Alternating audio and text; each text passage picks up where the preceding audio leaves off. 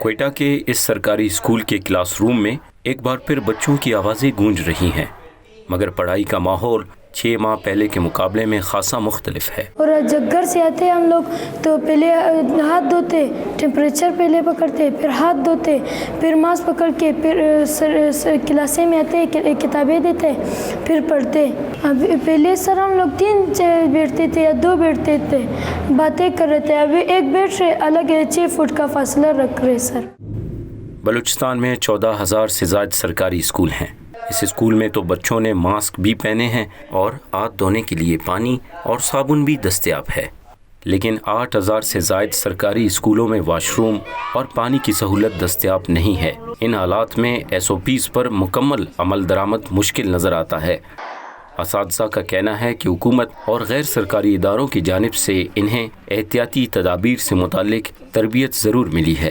اس کے حوالے سے ہم لوگوں نے SOPs بنائے اپنے اسکول میں، تاکہ اپنے بچوں کو، اپنے عملے کو، اور اسکول کی جو بچوں کا حرج ہو چکا ہے اس حرج کو کیسے زیادہ سے زیادہ ہم لوگ اس کو جو ہے نقصان کو ختم کر سکیں۔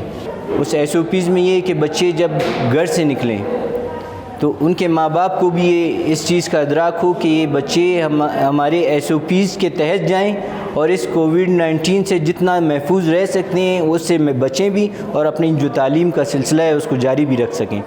حکام کے مطابق سرکاری اسکولوں میں سوشل ڈسٹینس کمیٹیاں بھی بنائی گئی ہیں جو احتیاطی تدابیر پر عمل درآمد کو یقینی بنانے کی کوشش کر رہی ہیں۔ اعلیٰ تعلیمی اداروں کے طالب علموں کا کہنا ہے کہ حکومت کی جانب سے کرونا وائرس کی وبا کے دوران اسکول اور کالجز کو بند کرنا تو اچھا اقدام تھا، مگر آن لائن کلاسوں کے لیے مؤثر نظام نہ ہونے کے باعث انہیں اب امتحانات کی تیاری میں مشکل پیش آ رہی ہے۔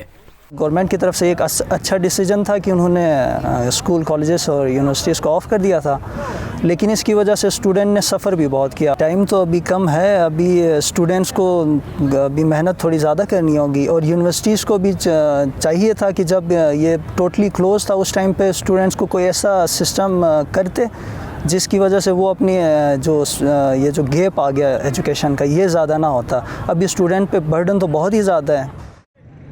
بلوچستان میں طلباء آن لائن کلاسوں کے خلاف احتجاج بھی کرتے رہے ہیں، کیونکہ بہت سے طلباء کو ہائی سپیڈ انٹرنیٹ سگنل اور مناسب ڈیوائسز تک رسائی حاصل نہیں۔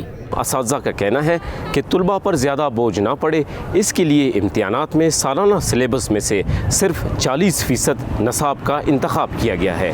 مرتضیٰ زہری، وائس آف امریکہ، کوئٹہ۔